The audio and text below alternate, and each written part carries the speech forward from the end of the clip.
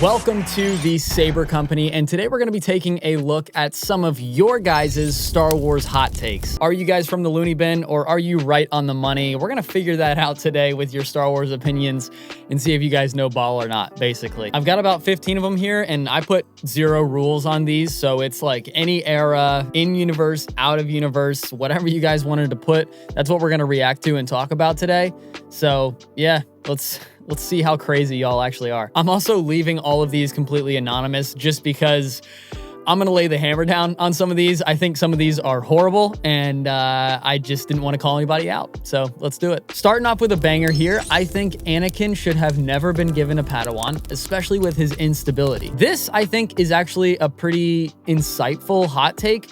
I don't think it's totally unwarranted, although I do understand Yoda's mindset behind giving Ahsoka to Anakin to train.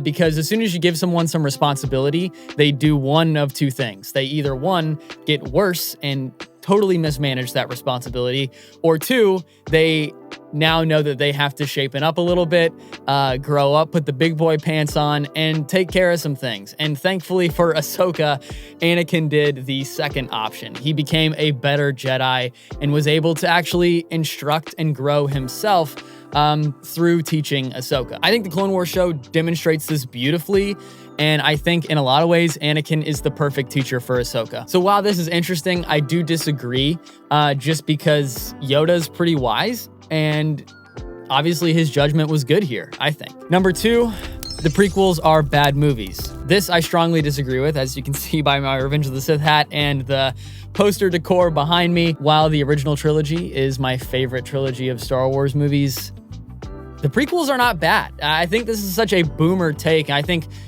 whoever put this down, you just need to catch up with the times, old man. The prequels are now beloved by multiple generations, and I actually know older Star Wars fans in my life that have revisited the prequels and now can give them some credit for some things. I think, yeah, maybe some of the scripts are a little dull. Maybe the acting isn't great, but those are complaints with every era of Star Wars. So I think this is such an outdated take, and I couldn't disagree with it more. Next, Rebels is better than Clone Wars. This I actually have a lot of respect for, but I also disagree with this.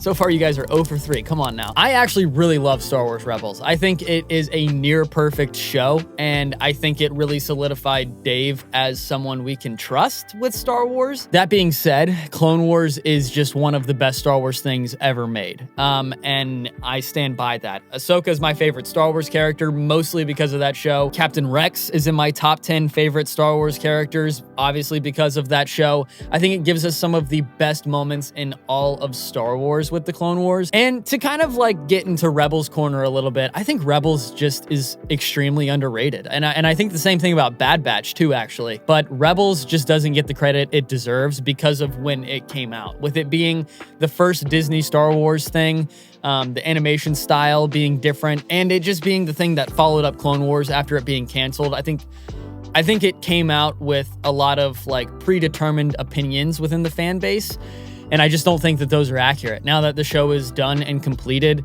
I think it's a terrific show, and I really love it, and it's one of my favorite little corners of Star Wars. That being said, Clone Wars is better than Rebels. Sorry, buddy. Mad respect, though, for that take. Mad respect. The sequel trilogy is the best trilogy. You were dropped on your head as a child. You can like the expanded universe and canon and think they're both good. Yeah, I completely agree with this. I think that they both offer a lot of really fun things. Canon, with video games, there's some really fun shows, obviously, like Rebels, Bad Batch, Mando, and the expanded universe also offers a lot. And I think they both have their shortfalls and they both have their high points. So yeah, completely agree with this. Kathleen Kennedy did a great job at Lucasfilm. This is a tough one, and especially as we're entering into this new era with Dave and Lin-Wen Brennan being co-presidents of Lucasfilm and Kathleen kind of stepping down just into a producer role, which I think is definitely the best fit for her. I think she did an okay job as the leader of Lucasfilm. I think that she really dropped the ball in some areas, and I think that she probably leans into what's popular at the moment. instead of what Star Wars needs at the moment. And I think that's probably her biggest shortcoming as the leader of Lucasfilm. And I think I'm not a huge fan of the way that she kind of leans into agendas either to push. Like the Force is female shirt, I just think is one of the craziest things I've ever seen in my life. And that to me, I still hold that against her. I think it's spitting in the face of what Star Wars is. And it's ridiculous. That being said, I think Dave Filoni is going to do a much better job than she did. And I'm glad she's staying on as a producer. I mean, she produced some of the greatest movies in movie history. So I'm glad that she can kind of revert back to that role that got her the job at Lucasfilm, but I'm also very excited that she is being replaced. Kathleen Kennedy is probably like a 6.5 out of 10 for me. If I were to like rate her job, that's probably what she'd get on like her, quarterly evaluation or something. The Jedi games are better than The Force Unleashed. Completely agree here. Yeah, I think that The Force Unleashed are some really fun games and I really enjoy them. Cal Kestis, though, much better character than Starkiller. The gameplay, obviously, there's a ton of time between when these games were released, but the gameplay is obviously better. And I think the story of the Cal Kestis games just works so much better too. Not only does it play with canon a lot better, but it actually works as like a movie. Like if the Cal Kestis games were taken and made into live action like movies instead of video games when they were coming out, they would work a whole lot better than the Force Unleashed games would as a whole. Like character design, gameplay, Cal Kestis himself, BD1, like everything I think just falls into the corner of the Jedi games being better. Now I am biased, okay? I do have a Star Wars YouTube channel called Cal Westis. I'm a huge Cal Kestis fan. Those games are hugely responsible for me making videos on YouTube. But that being said, yeah, I think they're way better. The sequels would have been so much better had JJ not been involved. Yeah, JJ Abrams is not the guy. I completely agree with this. He's made one thing that I've really enjoyed watching, and that's the show Lost. Outside of that, could kind of care less about anything that he's made. I think he relies way too heavily on nostalgia and just playing it safe with a lot of things. Honestly, while I hate The Last Jedi, I respect it more as a movie over The Force Awakens and especially The Rise of Skywalker because it actually tries to be a movie and not just, hey, remember this thing you liked? Here it is. No, I completely agree with this. I think JJ was the wrong choice. Also, like, pretty much the main reason he was chosen for the sequels was because of his work with the new Star Trek movies. And that to me, like, it's just red flag number one. Like, bring in someone new, bring in someone who's going to try to do something different. JJ was just not the guy. Completely agree. The Force was perfectly balanced at 2 Jedi and 2 Sith.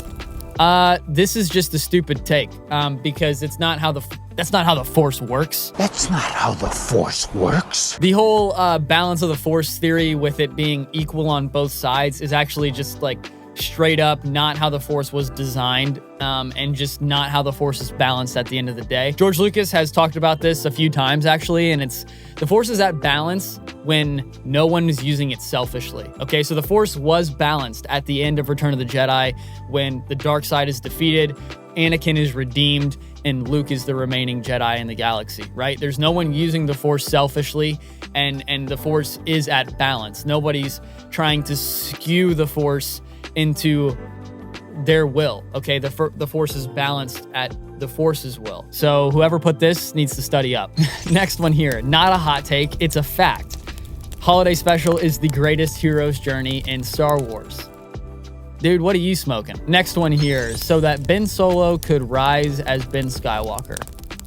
I don't think you typed out your full hot take here, but yeah, I agree with that. Star Wars Legends books are better than the canon ones. This is hard because I haven't read a lot of Legends books. I am 2 books deep into the Heir to the Empire trilogy, but I can say that both of those books, both Heir to the Empire and Dark Force Rising, are better books than any canon Star Wars book I have read yet. And I think that's an issue with the comics as well. I think a lot of Star Wars books, because they are so handcuffed by trying to work with existing canon, they don't get to do a lot of like fun, adventurous things. They just kind of have to stick within these boundaries of, oh, this has to work with what else is coming out nowadays.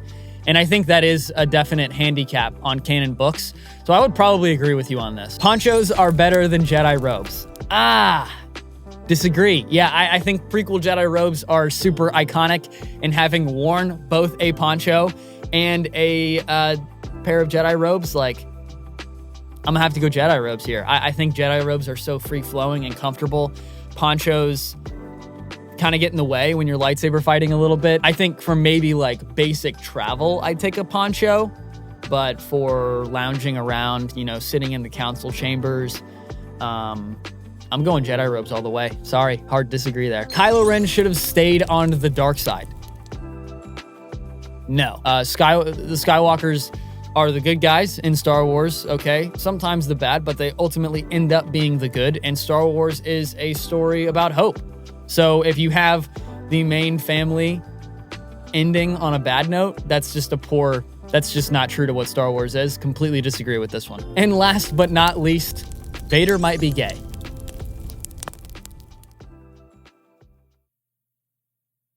All right. Thank you guys so much for watching this video. Comment down below your Star Wars hot takes in the comments section.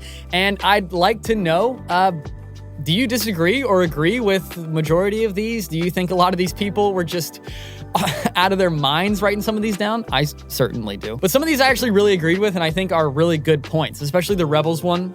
Like I said, although I think Clone Wars is better, that show deserves more love. Rebels is just extremely underrated, and I think it's beautiful. If you want some more Star Wars content from me, we will be coming out with more videos over here on the Saber Company channel, so stay tuned for those.